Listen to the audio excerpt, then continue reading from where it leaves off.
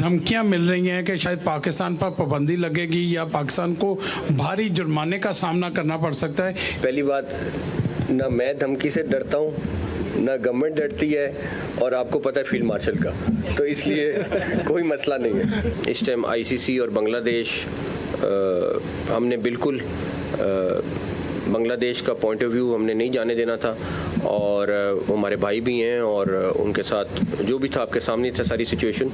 तो इस टाइम चीज़ें चल रही हैं, मैं इसलिए ज़्यादा नहीं बोलूँगा। और आईसीसी और बांग्लादेश बोर्ड जो हैं इस टाइम मेरे ख्याल में अपने उस फेज़ में है कि जहाँ अगर मैं कुछ बोलूँ तो मुनासिब नहीं है।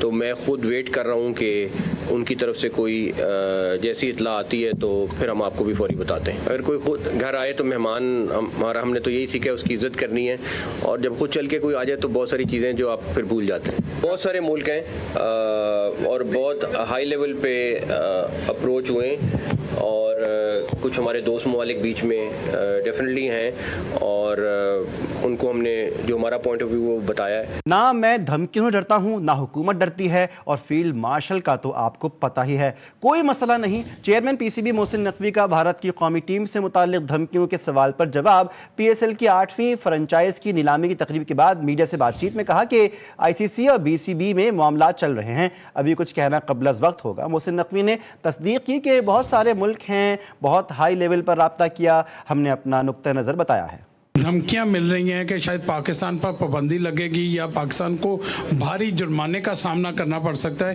पहली बात, ना मैं धमकी से डरता हूँ, ना गवर्नमेंट डरती है, और आपको पता है फील्ड मार्शल का, तो इसलिए कोई मसला नहीं है। इस टाइम आईसीसी और बांग्लादेश हमने बिल्कुल बांग्लादेश का पॉइंट ऑफ व्यू हमने नहीं जाने देना था, और वो हमारे भाई भी हैं और उनके साथ जो भी था आपके सामने था सारी सिचुएशन।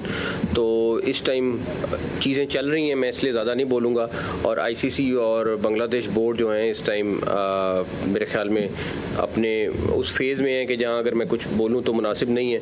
तो मैं ख़ुद वेट कर रहा हूँ कि उनकी तरफ से कोई जैसी इतला आती है तो फिर हम आपको भी फौरी बताते हैं। अगर कोई खुद घर आए तो मेहमान हमारा, हमने तो यही सीखा है उसकी इज़्ज़त करनी है, और जब खुद चल के कोई आ जाए तो बहुत सारी चीज़ें जो आप फिर भूल जाते हैं। बहुत सारे मुल्क हैं और बहुत हाई लेवल पे अप्रोच हुए, और कुछ हमारे दोस्त ममालिक बीच में डेफिनेटली हैं, और उनको हमने जो हमारा पॉइंट ऑफ व्यू वो बताया है।